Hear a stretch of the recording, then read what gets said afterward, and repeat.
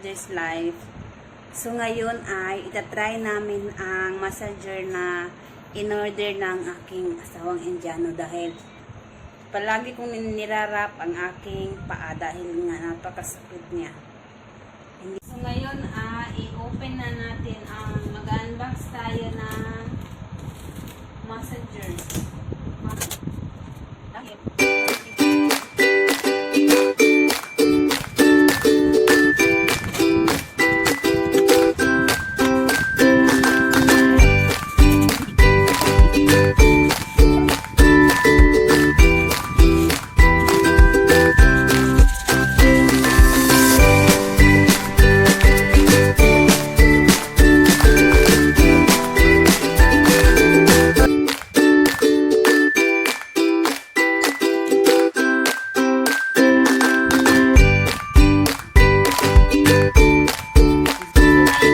Meron din siyang warranty card. So, no nito dahil may warranty card siya.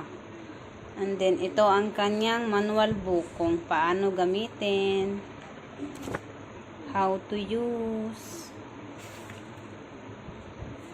Yun ay, itatry na natin itong massager machine. Dahil nga, excited na tayo. So, merong mga option dito. Ito ang on, off, then automatic or custom. Itong custom ay para may choices. Ito may options sa paa, sa arch or sole. And then kung gusto mo nang ikaw lang ang manual, so click mo lang dito. Ito ba na direction or ito ba or malakas ba or mahina lang siya. Sige, let's do it. So i-on na natin ito. So ganyan siya. Shoot here. So, parang pinipiga-piga ang iyong paa. Ganyan. So, kung gusto mong ano siya, malakas siya, so, click ka rin dito. Kung parang pinipiga-piga talaga yung paa mo. Yung ganyan.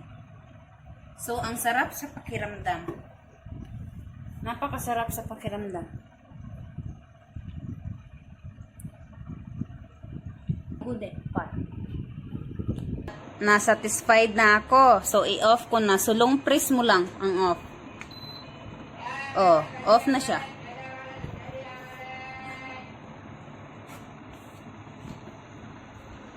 So, ngayon, dito tayo sa foot massage. So, automatic na siya. So, i-on mo lang. So, yan na. Napakasarap na. Ginaganyan-ganyan yung paa mo. Kapag masyado kang napapagod, so, ito yung gawin mo. Napakasarap din sa pakiramdam. Uupo ka lang at cellphone. Then mga after 30 minutes ay automatic siyang ma-off. So, yun lang.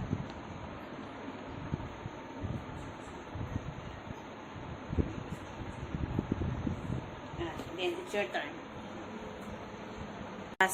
Pwede ka rin magsuot ng medyas or socks. Massager is very good.